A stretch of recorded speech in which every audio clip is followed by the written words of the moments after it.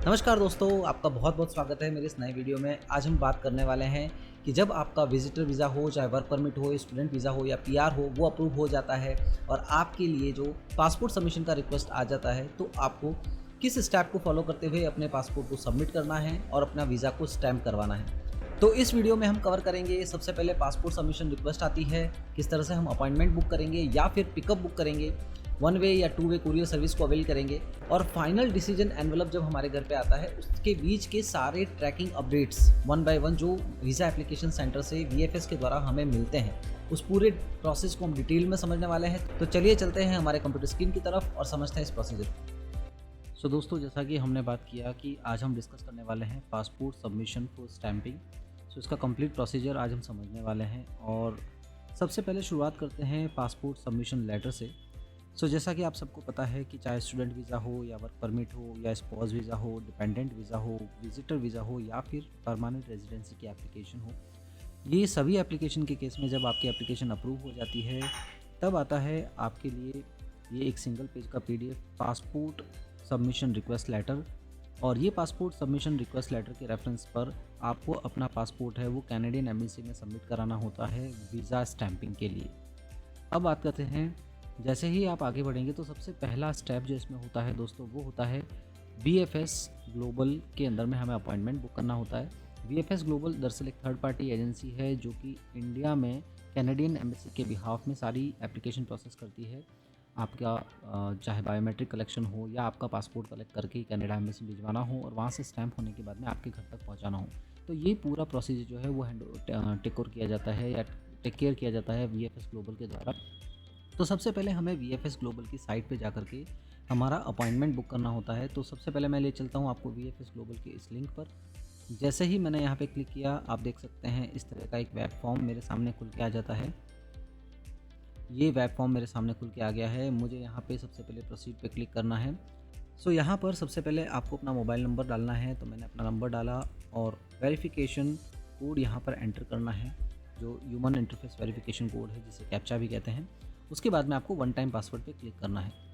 जैसे ही आपने one time password पे क्लिक किया, थोड़े ही समय में आपके पास में वन टाइम पासवर्ड आ जाता है और उसकी लिमिट होती है 2 मिनट की।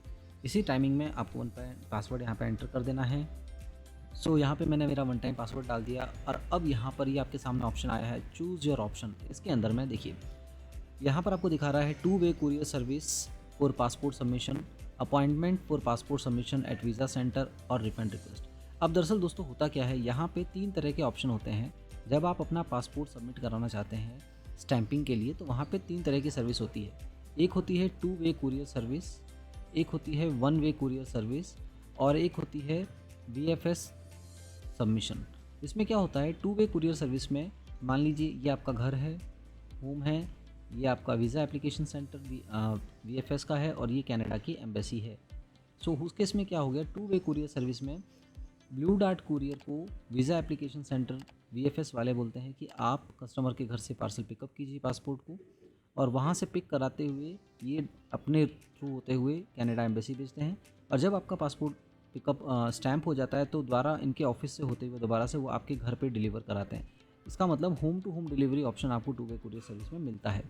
जब हम बात करते हैं वन वे कुरियर सर्विस में, तो आपको खुद को जाकर के VFS ग्लोबल के ऑफिस में अपना पासपोर्ट सबमिट करना पड़ेगा, मगर जब वो पासपोर्ट स्टैंप हो जाएगा तो स्टैंप होने के बाद में रिटर्न आने के समय में वो वाया कुरियर आपके घर पे डिलीवर करा दिया जाएगा।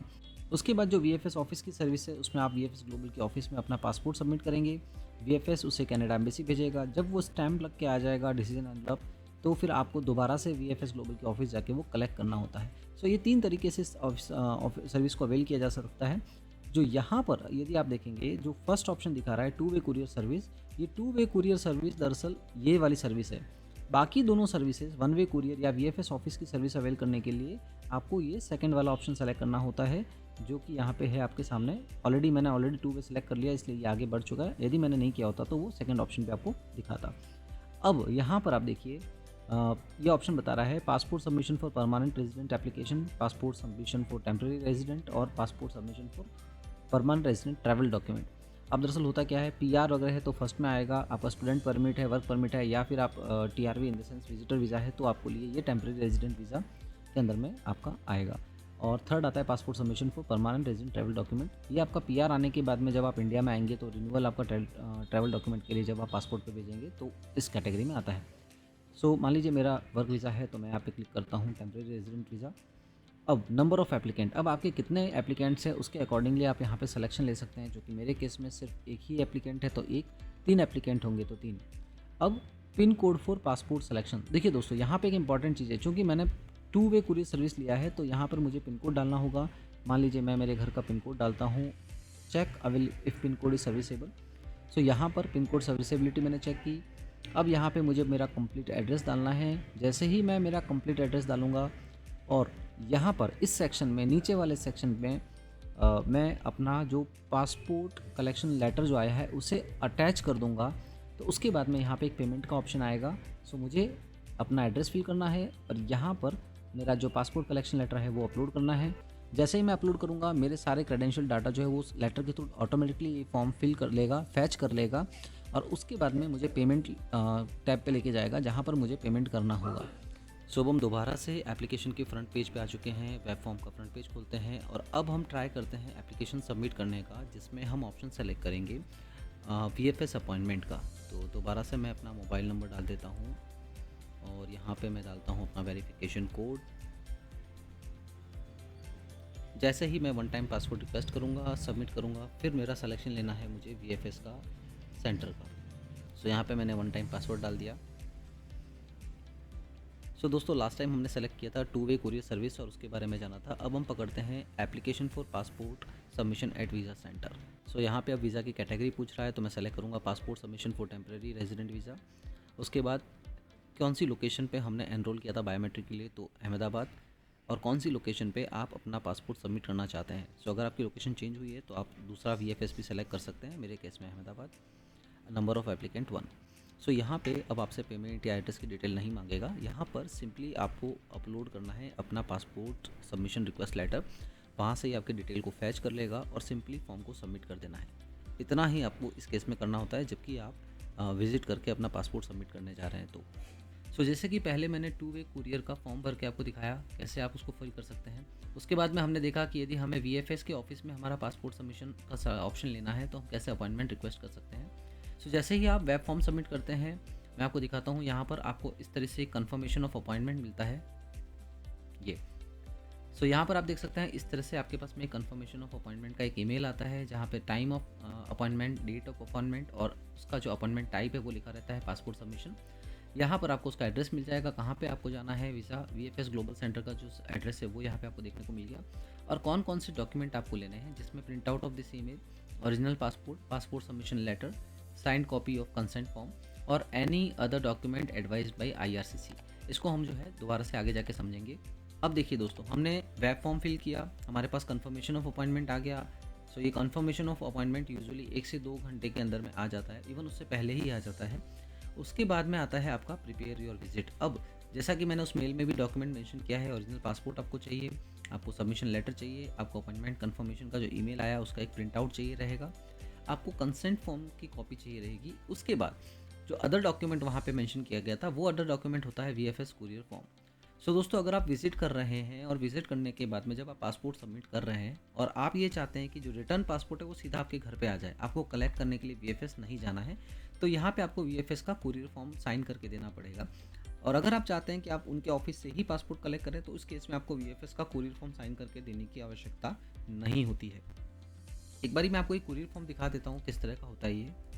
सो ये कुरियर फॉर्म हमने पहले भी डिस्कस किया था, जिसमें हम 2 वे कुरियर सर्विस यदि लेते हैं तो वहाँ पे भी हमें ये फिल करके देना होता है अलॉन्ग विद ऑल डॉक्यूमेंट्स। और 1 वे कुरियर में भी आपको ये फॉर्म ले जाना होता है, बट इस बार आप ये फॉर्म 1 वे कुरियर सर्विस में जब आप विजिट करके सबमिट कर रहे हैं तो आपको VFS ऑफिस में ये फॉर्म देना होता है। सिंपली अपना नाम, डिटेल, अपना एड्रेस आप भर देंगे और अगर आपके घर के आसपास ब्लू डार्ट का ऑफिस नहीं है तो जो भी नियरेस्ट हब है वहाँ का आप एड्रेस डाल दीजिए और डिक्लेयर कर दीजिए कि मैं वहाँ हब में जाके अपना जो है पासपोर्ट कलेक्ट कर लूँगा। SMS सर्विस यदि आपको चाहिए तो 4 नंबर का सेक्शन फिल करना है, अदरवाइज इसे फिल नहीं करना है। उसके बाद में आपको डिक्लेरेशन भरना होगा, साइन और डेट, और ये फॉर्म अपने साथ रखना होगा। तो इसी के साथ ही हमारा डॉक्यूमेंट पार्ट कंप्लीट हो जाता है। हम प्रिपेयर्ड हैं विजिट के लिए, फिर हमें सिंपली वहाँ पे विजिट करना है और अपना पासपोर्ट सबमिट कर देना है। सो ये हमारा एक कंप्लीट साइकिल पूरा हो जाता है पासपोर्ट सबमिशन का। अब दोस्तों एक इम्पॉर्टेंट बात डिस्कस करते हैं कि जब आप वीज़ा एप्लीकेशन सेंटर यानी वीएफएस विजिट करेंगे तो क्या आपको कोई एडिशनल चार्जेस पे करने होंगे? देखिए, अगर आप टू वे कुरियर सर्विस लेते हैं तो जो भी चार्जेस है वो वेब फॉर्म भरते समय ही आपसे ले लिए जाएंगे। मगर यदि आप सेकंड ऑप्शन सेलेक्ट करते हैं जिसमें आप वीएफएस को विजिट करते हैं और वहाँ पे पासपोर्ट सबमिट करते हैं तो वहाँ पे चार्जेस किस तरह से आपसे लिए जाएंगे उसका एक ब्रेकअप दिखाता हूँ। प्रीमियम लॉन्च सर्विस सबसे पहले मैं बात करता हूँ। ये तो मैंने अपने बायोमेट्रिक वाले वीडियो में डिस्क्राइब कर दिया था कि ये प्रीमियम लॉन्च सर्विस के सही में कितने फ़ायदे हैं या कितने नुकसान हैं और किस तरह से जो है आप अपना पैसा गवा देते हो उसमें। मैं भी इस ट्रैप में आ गया था, मैंने भी प्रीमियम लॉन्च सर्विस ले लिया। इसमें ज़्यादा कुछ बेनिफिट नहीं मिलता है अदर देन कॉम्प्लीमेंट्री ये लोग आपको one way courier service provide करते हैं। वो तो अगर आप डायरेक्टली भी बाय करेंगे तो बहुत आपको सस्ता पड़ने वाला है। और अब बात करते हैं to way courier service. Already हमने एक्सक्लूड कर लिया क्योंकि हमने फॉर्म नंबर का जो फॉर्म जो भरा है वेब फॉर्म वो सेकेंडरी ऑप्शन में भरा है। यदि प्राइमरी ऑप्शन में भरते हैं तो 1365 पर हेड, ये एज ऑन मई 2024 का जो रेट चार्ट है उसमें आपको टू वे कुरियर सर्विस में पर एप्लीकेंट 1365 रुपीज़ पे करना होता है। अब यदि मैंने वहाँ पे visa application centre VFS visit किया है और वहाँ पर मैं उनको बोलता हूँ कि मुझे वन वे कुरियर चाहिए तो मुझे 682 पर हेड प्लस जीएसटी जो है वो पे करना होता है। अब यदि वहाँ पर मैं बोलता हूँ कि नहीं भैया मुझे तो रिटर्न कुरियर भी मेरे घर पे नहीं चाहिए, मैं आपके ऑफिस में ही आके ले जाऊँगा, तो उस केस में आपको 1 रुपया भी देने की आवश्यकता नहीं होती है। That is so submission process जो होगा वो आपका टोटली फ्री ऑफ कॉस्ट होगा। बट यहाँ पर एक क्वेरी अक्सर लोगों को आती है जिसमें क्या होता है, मान लीजिए आपके घर में 3 मेंबर है, हस्बैंड, वाइफ और किड। तो प्राइमरी एप्लीकेंट मान लीजिए हस्बैंड या वाइफ है, सेकेंडरी एप्लीकेंट जो भी घर में स्पाउस को मैं ले लेता हूँ, फिर चाहे वो हस्बैंड हो या वाइफ हो, वो आपका सेकेंडरी एप्लीकेंट आ गया। थर्ड एप्लीकेंट यदि आपका माइनर है, किड्स हैं, तो उनके केस में क्या होता है दोस्तों, बायोमेट्रिक रिक्वेस्ट लेटर उनके केस में नहीं आया होता है, यानी कि वीएफएस के पास उनका डाटाबेस अभी की तारीख में तैयार नहीं होता है। सो उस केस में जब आप वीएफएस में उनका पासपोर्ट सबमिशन रिक्वेस्ट डालते हैं तो वो किड्स के केस में एक एडिशनल चार्ज लेते हैं जिसे कहते हैं पैकेज ट्रांसमिशन फ़ी। अब मेरे केस में जो उन्होंने चार्ज किया था वो मैं आपको उनके बिल के थ्रू समझाने की कोशिश करता हूँ। ये देखिए, सो यहाँ पर आप देख सकते हैं मेरे केस में मेरी डॉटर के लिए उन्होंने पैकेज ट्रांसमिशन फ़ी लिया था जिसकी अमाउंट है 544 रुपीज़ प्लस जीएसटी। और एडिशनली मैंने जो है वो रिटर्न कुरियर सर्विस लिया था और एसएमएस सर्विस लिया था, तो उसके ये 2 चार्जेस भी आप यहाँ पे देख सकते हैं, यानी कि टोटली मुझे 1380 रुपीज़ पड़ा था। यदि आप रिटर्न कुरियर और एसएमएस सर्विस नहीं लेते हैं तो आपको 544 प्लस जीएसटी जो है वो पे करना होगा वन पैकेज ट्रांसमिशन फ़ी के नाम पर। सो ये एक फ़ी पेबल होती है इन केस ऑफ आपका जो किड है उसका बायोमेट्रिक नहीं हुआ था और आप डायरेक्टली पासपोर्ट सबमिशन के लिए जा रहे हैं। तो अक्सर इस जानकारी के बारे में लोगों को पता नहीं होता है, इस पेमेंट के बारे में, और वहाँ जाकर के लोग कंफ्यूज हो जाते हैं कि पासपोर्ट सबमिशन तो फ्री ऑफ कॉस्ट सर्विस है, फिर यहाँ पे पैसा क्यों मांगा जा रहा है। कुरियर का चार्जेस तो चलो पहले से हमें पता है कि वो अलग से लेते हैं ये लोग। सो यहाँ पर हो गया। और अब बात करते हैं दोस्तों कंफर्मेशन ऑफ सबमिशन की, यानी कि जब हमने पासपोर्ट सबमिट कर दिया उसके बाद का क्या प्रोसेस फ्लो रहता है पासपोर्ट का अंटिल स्टैंपिंग और delivery of passport at home या collection of passport at VFS centre. So दोस्तों क्या हुआ, डे 1 मैं अपना टाइमलाइन यहाँ पर दिखा रहा हूँ। 29 अप्रैल 2024 को मैंने 9:30 का अपॉइंटमेंट था, मेरा पासपोर्ट सबमिट कर दिया और उसके आधे घंटे बाद मेरे पास में एक ट्रैकिंग आईडी जनरेट होकर उसका एक ईमेल आ गया। ये चूँकि मैंने एसएमएस सर्विस लिया था तो मुझे एसएमएस भी आया था, और ये ट्रैकिंग आईडी अब आपके लिए बहुत इंपॉर्टेंट होने वाली है जिसके द्वारा आप अपनी एप्लीकेशन के थ्रू आउट प्रोसेस को ट्रैक कर सकते हैं। अब दोस्तों उसी दिन लगभग शाम को 6 बजे, यहाँ पे आप देख सकते हैं मेरे 5:30 बजे के आसपास मेरे पास में एक अपडेट आया कि मेरा जो ट्रैकिंग आईडी ये वाला जो पार्सल है वो डिस्पैच हो चुका है IRCC office via Canada application centre Ahmedabad, यानी कि मैंने अहमदाबाद में सबमिट किया था वीएफएस में और वहाँ से इन्होंने जो है वो आईआरसीसी ऑफिस को भेज दिया है। ठीक उसके अगले दिन दोस्तों यानी कि 30 अप्रैल को सुबह 8 बजे मेरे पास मैसेज आता है कि मेरा जो पार्सल है वो Canada application centre new Delhi पहुंच चुका है और वहां से अब ये आईआरसीसी ऑफिस न्यू दिल्ली के लिए प्रोसेस में है। उसी दिन जो ये आगे की तरफ बढ़ चुका था। फिर 1 मई को लगभग दिन में 12 बजे मेरे पास एक और मैसेज आता है, वहाँ पर अपडेट आती है कि मेरी जो एप्लीकेशन है वो अंडर प्रोसेस है आईआरसीसी ऑफिस में, यानी कि उनको मिल चुकी है। अब मैं यदि सबमिशन वाले दिन को डे 1 गिनूँ तो यहाँ पे डे 3 में मेरे पास में ये अपडेट है, यानी कि अहमदाबाद में मैंने सबमिट किया तो उसके तीसरे दिन मेरा पासपोर्ट आईआरसीसी दिल्ली को पहुँच चुका था और वहाँ पे इन प्रोसेस लग गया था। सो यहाँ तक आपका इनिशियल ट्रांजिट प्रोसेस कंप्लीट हुआ। अब आपका लॉन्ग वेटिंग टाइम स्टार्ट होता है। दरअसल क्या हुआ है दोस्तों, फिलहाल जो कनाडा की बेंगलोर वाली एम्बेसी है वो ऑलमोस्ट क्लोजर की तरफ है। सो जहाँ तक मेरा नॉलेज है अभी सारी वीज़ा की जो स्टिकरिंग हो रही है वो दिल्ली एम्बेसी से हो रहे हैं। टाइम जो है, ये प्रोसेसिंग टाइम पहले 7 दिन का हुआ करता था, आजकल 15-20 दिन से ज़्यादा, कई बार 1 महीना भी लग जा रहा है। तो यहाँ पर मेरे केस में यहाँ पर पहले मैं आपको दिखाता हूँ कि आप पासपोर्ट की जो स्टेटस है वो वीएफएस की ऑफिशियल साइट पे आपके जो ट्रैकिंग आईडी है वो डेट ऑफ बर्थ डाल के भी चेक कर सकते हैं। जैसे मैंने चेक किया तो यहाँ पे बता रहा है कि this file have been received and is under process at IRCC office, और कब मिला आईआरसीसी ऑफिस में उसकी डेट। सो यहाँ पर दोस्तों ये दिन था मेरा लकी डे, यानी कि डे 16, जिस तारीख में 14 मई। सो दोस्तों यहाँ पर मेरा लकी डे आ गया, यानी कि डे 16 14 मई 2024, और इस दिन मेरा डिसीजन एनवलप जो है वो इस ट्रैकिंग आईडी के साथ में डिस्पैच हो चुका था आईआरसीसी के ऑफिस से, और ये वहाँ से भेजा गया था Canada visa application centre new Delhi. ये अपडेट मुझे मिला है 14 मई को सुबह 8 बजे। ठीक उसी दिन 2:17 पे मेरे पास फिर मैसेज आता है कि this tracking ID has been received at IRCC office and this will be dispatch to Canada visa application centre where you have applied, यानी कि अहमदाबाद वाला वीएफएस वहाँ पे भेजा जाएगा, और या फिर at the courier address provided by you, यानी कि यदि मैंने 1 वे कुरियर सर्विस लिया है तो ये मुझे 1 वे या 2 वे कुरियर सर्विस में जो एड्रेस मेंशन किया है या तो उस एड्रेस पे जाएगा या कनाडा वीज़ा एप्लीकेशन सेंटर जहाँ पे आपने पासपोर्ट सबमिट किया था वहाँ के लिए डिस्पैच कर दिया जाएगा। सो ये अपडेट थी 14 मई की।